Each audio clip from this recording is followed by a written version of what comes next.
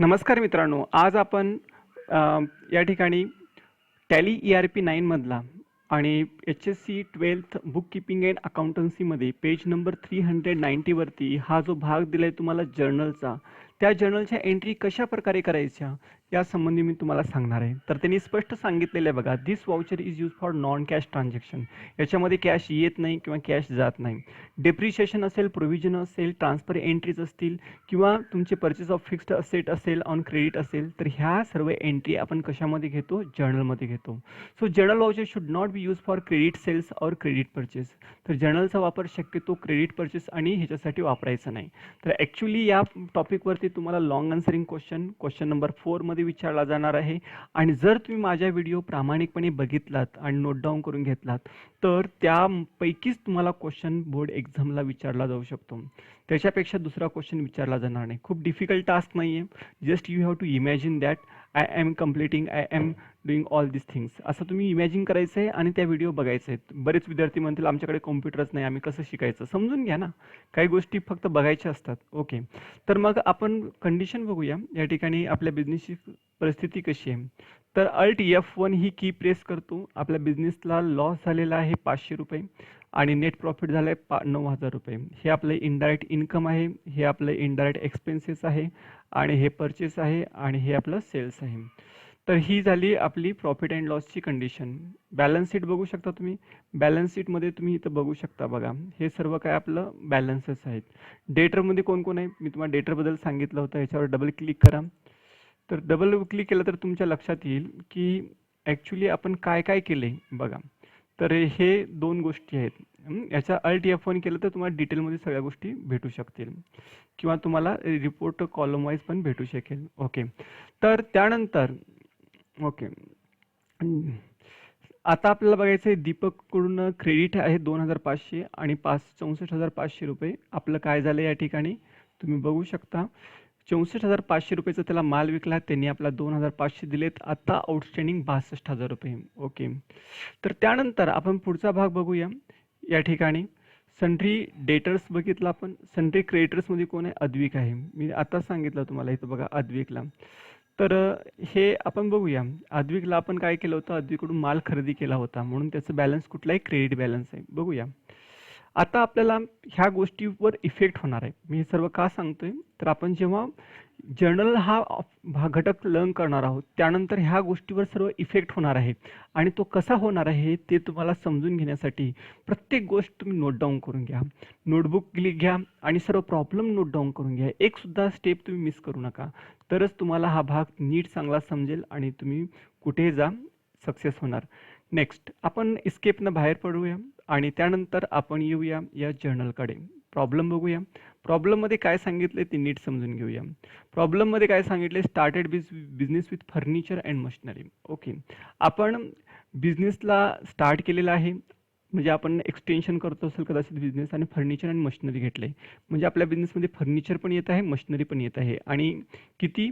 50,000चं furniture येत आहे आणि मशिनरी किती येत आहे? 70,000. झाले किती तुमचे? 1,20,000 रुपये. करूया कुठे? टॅलीमध्ये. तर furniture account debit, machinery account debit to capital. आपला फर्निचर अकाउंट करून घ्यावं लागेल. आता मी डायरेक्ट वाउचरमध्ये जाणार आहे. दोन प्रकार आहेत तुम्ही. दोन प्रकार म्हणजे कोणते? लेजर करण्याचे दोन प्रकार. कोणते? एक अकाउंट इन्फोमध्ये जा, लेजरमध्ये जा, क्रिएटमध्ये जा आणि करा. हा प्रकार जर टाळायचा असेल डायरेक्ट वाउचरमध्ये जा. वाउचरमध्ये जाऊन तुम्हाला इथंच काय करायचं आहे? अल्ट दाबायचं आहे आणि कीबोर्डचं C दाबायचं आहे. दोन दाबलं तर लेजर तयार होतो. आपल्याला फर्निचर आणि मशिनरी करायचं आहे. फर्निचर ही आपली असेट आहे पण ती कुठली आहे? ती आहे आपली फिक्स्ड असेट आहे आणि ती या ठिकाणी घ्यायचं आहे कंट्रोल A. ओके, तर त्यानंतर एकूण फर्निचर आपण किती परचेस केले ते बघू शकता. इथं किती आहे तुमचं फर्निचर? 50,000. ओके, तर इथं 50,000 टाका आणि त्यानंतर सिंपल एंट्री पण करू आणि कंबाईन बी एंट्री करू. इथं अजून परत मी काय करतोय? अगोदर कंबाईन करतोय बाय. आता परत अल्ट C करतोय. मला काय करायचंय? मशिनरी पण घ्यायचंय. हे मशिनरी अकाउंट. मशिनरी अकाउंट पण कशामध्ये येणार आहे तुमचं? फिक्स्ड असेटमध्ये. कंट्रोल A ने मी सेव्ह करतोय. सेव्ह केल्यानंतर आता हे असे येणार आहे, एकूण किती तुमचे 70,000 रुपये. ओके, एंटर करा. आणि हे सर्व कशामध्ये येणार तुमचं कॅपिटल अकाउंटमध्ये. ओके, कॅपिटल वाढलेले, पूर्वी 5,00,000 होतं, आता 1,20,000 झाले, किती तुमचे 6,20,000. ओके, आता याचा परिणाम आपल्या बॅलन्स शीटवर कसा झालाय ते बघण्यासाठी इथं तुम्ही डायरेक्ट बी दाबा, मग बॅलन्स शीट येणार. B for Biradar, B for balance sheet. Okay, तर आता काय करायचंय की तुम्ही बघू शकता इथं फिक्स्ड असेट तुमची 50 आणि 70, 1,20,000, पूर्वी 5,00,000. ओके, बघा हे 1,20,000 टोटल तुमची वाढलेली आहे. इथं सुद्धा 6,20,000 रुपये. ओके, आता ही झाली तुमची टोटल. ओके, त्यानंतर आपल्याला बघायचं आहे हीच एंट्री आपण सिंगल पण करू शकतो का. मी पेजअप करतो, डिलीट करतो, अल्ट डी करतो, डी फॉर दीपक. ओके, हे डिलीट मी करून टाकलं. करून टाकल्यानंतर आता परत तुम्ही बॅलन्स शीटवर या. बॅलन्स शीटवरती इथं आल्यानंतर बघू शकता, बघा बॅलन्स शीटवर जा आणि तर LTF1 बघा, हे फिक्स्ड असेट गेली, इकडे बॅलन्स गेले, 5,75,000 रुपये हे बॅलन्स आलेलं आहे. ठीक आहे, त्याच्यानंतर आपल्याला ती इंडिव्हिज्युअल एंट्री करायची, असं करून चालणार नाही, आपल्याला एंट्री करायची. मग काय करणार तुम्ही, हे फर्निचर अकाउंट डेबिट एंटर करा. फर्निचरची अमाऊंट किती 50,000 आहे, टाकून द्या 50,000 रुपये. ओके, आणि नंतर कॅपिटल अकाउंट एंटर करा. 2 एंट्र्या करू शकतो आपण. हे इंडिव्हिज्युअल एंट्री अशी झाली. परत मशिनरी अकाउंट करू शकता. हे मशिनरी अकाउंट टाईप करायची गरज नव्हती आपल्याला, 70,000 रुपये. ओके, आणि तर कॅपिटल घ्या. ओके, बघा झालं. ही इंडिव्हिज्युअल एंट्री पहिल्यांदा आपण कंबाईन केली, आता हे इंडिव्हिज्युअल केली, दोन्ही प्रकार चालतात. नेक्स्ट आपण बघूया. आता depreciate to be charge at 5% and machinery 10%. फर्निचरवर 5%, 5% जर काढलं 50,000वर 5%, 5 5 25 म्हणजे 2,500 येणार. ओके, आणि मशिनरीवर काढलं आपण 10%, 70,000वर 10% म्हणजे 7,000 रुपये येणार. तर ही आपण कंबाईन एंट्री आहे, आपण त्याला असं पण एंट्री करू शकता, तशी पण एंट्री करू शकता. पण मी तुम्हाला कंबाईन सांगता इंडिव्हिज्युअल सांगेन पहिल्यांदा, नंतर मग कंबाईन करून घेऊया. दोन्ही प्रकारे सांगेन तुम्हाला. ओके, तर बघा पहिल्यांदा डेप्रिशिएशन ऑन फर्निचर आपल्याला तयार करावं लागेल. वाउचरमध्ये जाऊया, अल्ट सी करून घेऊया आणि इथं घ्या डेप्रिशिएशन ऑन फर्निचर घ्या. डेप्रिशिएशन ऑन फर्निचर अकाउंट इथं घ्या, इनडायरेक्ट एक्सपेन्सेस. ओके, आणि कंट्रोल येणं सेव्ह करा. आणि तुमची अमाऊंट किती आहे ते चेक करून घ्या परत एकदा, 2,500. ओके, हे 2,500. परत आपण बाय कंबाईन एंट्री करून घेऊ पहिल्यांदा, चालतंय. परत अल्ट सी करा, depreciation on machinery, depreciation on machinery. ठीक आहे, आता हे पण इनडायरेक्ट एक्सपेन्समध्ये येणार. जे एक्सपेन्सेस प्रॉफिट अँड लॉसला येतात त्याला आपण इनडायरेक्ट एक्सपेन्सेस म्हणतो. तर 70,000वर 10% किती आले तुमचे, इथं बघू शकता 7,000. ओके, तर हे इथं 7,000 घ्या. आता क्रेडिटला घेत असताना फर्निचरमधून किती वजा करायचं आपल्याला, 2,500. आणि मशिनरीमधून किती वजा करायचं आहे, 7,000. ओके, याला कंबाईन एंट्री म्हणतात. ओके, एंटर करा. त्यानंतर आता इंडिव्हिज्युअल एंट्री तुम्ही करा आणि मला सांगा की तुम्हाला ती एंट्री जमली का नाही जमली. ओके, किंवा कमेंटमध्ये टाका, मी परत तुम्हाला करून दाखवेन. बॅड डेट्स आहेत 2,000 रुपये. ओके, दीपक डेटर किती, 60,000 रुपये. ओके, आपण बघूया डेटर 60,000 आहेत का. इथं आपण बॅलन्स शीटमध्ये जाऊया आणि या ठिकाणी अल्ट F1 करूया आणि इथं डेटर्स आहेत 62,000 दिसते. ॲक्च्युली इथं सांगितलं की ती 62. ओके, बरोबर आहे. आता 2,000 बॅड डेट आहेत. ओके, कदाचित क्रेडिट ट्रान्झॅक्शन आणि कॅश ट्रान्झॅक्शन असते, त्यामुळे त्याची एंट्री असते, ती समजून घ्यायची असते. ओके, तर बॅड डेट्स म्हणा फक्त, वाटल्यास एवढंच लिहा, बाकी काही नका लिहू. म्हणजे okay, bad debts of ₹2,000 on Deepak debtor. तर आपले हे दीपकने 2,000 रुपये आपले बुडवलेत. मग काय करायचं याचं, तर मग आपल्याला त्याची एंट्री करावी लागेल. बॅड डेट्स हा आपला लॉस आहे. मग लॉस असेल तर आपण काय करतो, इथं जायचं आपल्याला, इथं घ्या आणि अल्ट सी, इथं घ्या बॅड डेट्स. ओके, दीपकला आपण माल विकला होता, त्यांनी पैसे बुडवलेत, तर मग काय येणार, हे सन्ड्री डेटर्स. एंटर करा आणि सॉरी इनडायरेक्ट एक्सपेन्सेस हा लॉस आहे आपला, म्हणून इनडायरेक्ट एक्सपेन्सेस किंवा एक्सपेन्सेस इनडायरेक्ट दोन्ही पण चालेल. ओके, आणि किती रुपये बुडवलेत आपले, 2,000 रुपये. कोणी बुडवले, तर त्या डेटरचं नाव काय, दीपक. इथं दीपक टाईप करा, DIPAK. ओके, तर बघा 2,000 रुपये, त्याच्याकडून 62,000 रुपये येणं होतं, आता 2,000 म्हणजे राहिले किती, फक्त 60,000 रुपये. Okay, enter accept. नंतर आता ही एंट्री झाली आपली, ही एंट्री झाली, इथंपर्यंत आपण केलेलं आहे. ही बॅड डेटची पण एंट्री झाली. आता आपल्याला बघायचं आहे या ठिकाणी शेवटचा भाग, तो म्हणजे या ठिकाणी डिस्काउंट रिसिव्ड ₹3000. आता हे आपण नंतर बघूया. ॲक्च्युली किती बॅलन्स आहे ते बघावं लागेल मला. प्रॉब्लेम तयार केले मी. ठीक आहे. तर डिस्काउंट अद्विककडून आपण माल खरेदी केला होता. तर अद्विकने आपल्याला ₹3000 डिस्काउंट दिलेला आहे. तर त्यांनी फोन करून सांगितलं आपल्याला की मी तुम्हाला ₹3000 डिस्काउंट दिलेला आहे.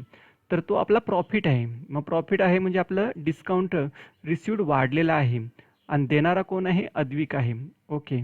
तर या ठिकाणी तुमचं काय येणार आहे? तुमचं डिस्काउंट रिसिव्ड आहे. एक मिनटं. ओके.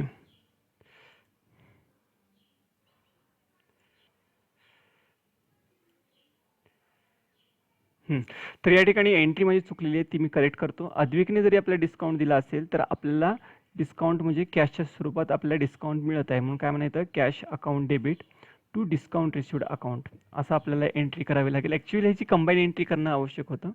तर डिस्काउंट रिसिव्ड हे प्रॉफिट अँड लॉस अकाउंटच्या क्रेडिटला जाणार आणि डिस्काउंट आपल्या कॅशच्या रूपात मिळालेलं आहे. तर आपण ₹3000 आपल्या कॅश मिळालेत असं आपण गृहीत धरूया. तर एंट्री काय झाली तुमची? Cash account debit to discount received entry येणार आहे. ठीक आहे. तर ती एंट्री आपण करून घेऊया. तर तर बघा मित्रांनो, या ठिकाणी एक एंट्री आपल्याला चुकली म्हणता येणार नाही. आपल्याला काय करावं लागेल? हे जर्नलमध्ये कॅशची एंट्री येणार नाही, ही कंबाईन एंट्री आहे. ॲक्च्युली आपण अद्विकला देणं होतं ₹66,000, पण त्यापैकी आपण त्याला देतोय, त्याने आपल्याला डिस्काउंट किती दिले? ₹3000 दिले. म्हणजे आपल्याला द्यायचे आहेत किती? 66 मधून हे ₹63,000 आपल्याला एकूण कॅश पेड करायची आहे. पण ती एंट्री आपल्याला करता येणार नाही. म्हणजे फक्त आपल्याला काय ही एंट्री करावं लागेल, सिंपल एंट्री. कोणती? Advik account debit to discount received. मग इथे एंट्री करूया आपण. आता इथं Advik account debit to discount received मी एंट्री करून ठेवलेली आहे आणि त्याचा ग्रुप पण बघायचं असं बघू शकता. इथं मी बॅकस्पेस घेतो, बॅकस्पेस घेऊन कंट्रोल एंटर करतो म्हणजे तुम्हाला त्याचा ग्रुप दिसेल. डिस्काउंट रिसिव्ड आपलं इन्कम आहे, हे प्रॉफिट अँड लॉस अकाउंटच्या क्रेडिटला जाणार आहे. घेतलेलं आहे, अद्विक तर ऑलरेडी केलेलं आहे. एंटर एंटर करा. ओके. आपल्याला आता रिसीटमध्ये एक जावं लागेल. इथे एक रिसीटमध्ये जावं लागेल. आता ही थोडंसं वेगळी एंट्री आली. अद्विकचं बॅलन्स आपल्याला पूर्ण क्लिअर करायचं आहे. मग आता इथं अद्विक अकाउंट डेबिट करा. हे ₹63,000 आपल्याला द्यायचं आहे. तो क्रेडिट आहे या ठिकाणी. एक मिनटं. इथं काय करा तुम्ही? इथं पहिलं सॉरी पेमेंट करा F5. Okay payment. मग इथं अद्विकला आपण देणार आहोत किती रुपये? हे ₹63,000. ओके. बघा बॅलन्स नील झालं आणि इथं काय करा तुम्ही? कॅश. याचाच अर्थ काय? आपण त्याला ₹63,000 दिल्यामुळे त्यांनी आपल्या ₹3000 डिस्काउंट दिलेलं आहे. आता अद्विकचं बॅलन्स इथं तुम्ही बघू शकता किती झालं तुमचं? 0 झालं. आता एंटर करा, एंटर करा, एंटर करा. तर अशा प्रकारे आपण ह्या सर्व एंट्री बघितलेल्या आहेत. आता आपण बॅलन्स शीटमध्ये जाऊया. बघा इथं पहिल्यांदा प्रॉफिट अँड लॉस बघून घ्या. Alt F1 डिटेल बघा. आपल्या बिझनेसला आता नेट प्रॉफिट आहे. इथं बघू शकता डिस्काउंट रिसिव्ड ₹3000 आपल्याला आत्ता मिळालेला आहे. ओके. तर पूर्वी डिस्काउंट रिसिव्ड नव्हता, त्यामुळे आपला प्रॉफिट वाढलेला होता. आता आपण बॅलन्स शीटमध्ये येऊया. Alt F1 करा. इथं तुम्हाला सन्ड्री क्रेडिटर फक्त दिसत आहे, पण बॅलन्स काही दिसत नाही. एंटर करा. तर तुम्हाला बघा नील दिसत आहे बॅलन्स. याचाच अर्थ काय की आपण ती क्रेडिटरची अमाऊंट पूर्ण केली. इथे डेटर्सचं काय सांगितलं नाही आहे, कारण का?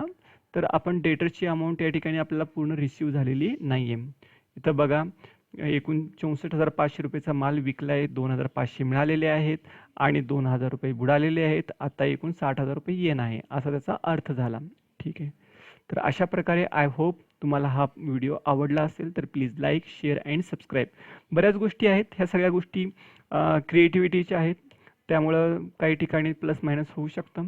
आता हा प्रॉफिट आहे तो आपल्याला कॅपिटलमध्ये आपण बघतो ना, कधीही प्रॉफिट अँड लॉस अकाउंटचं असताना आपण काय करतो? ते बॅलन्स कॅपिटलमध्ये ॲड करतो. मग त्याची एंट्रीसुद्धा आपल्याला जर्नलमध्येच करावी लागेल. F7 दाबायचं आणि हा जो प्रॉफिट अँड लॉस तो डेबिट होणार आता. मग इथं profit and loss account debit करा. ₹500 आपला प्रॉफिट आहे. मग 500 लिहा. 0 झाला आणि तो आपण कॅपिटलला टाकतो. मग कॅपिटल अकाउंट करा. Enter enter. Being profit transfer to capital account. Enter करा. झालं. आता हे झाल्यानंतर तुम्ही बॅलन्स शीट चेक करू शकता. बॅलन्स शीटमध्ये बघा तुम्ही.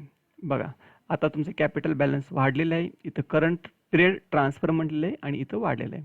याच्यावर जाऊन क्लिक केला तर तुम्हाला कशा प्रकारे तुमचं बॅलन्स वाढलं ते कळेल तुम्हाला. बघा कॅश आली, फर्निचर आलं, मशिनरी आलं, प्रॉफिट आलं आणि अशा प्रकारे तुमचं एकूण कॅपिटल झालेलं आहे 6,20,500.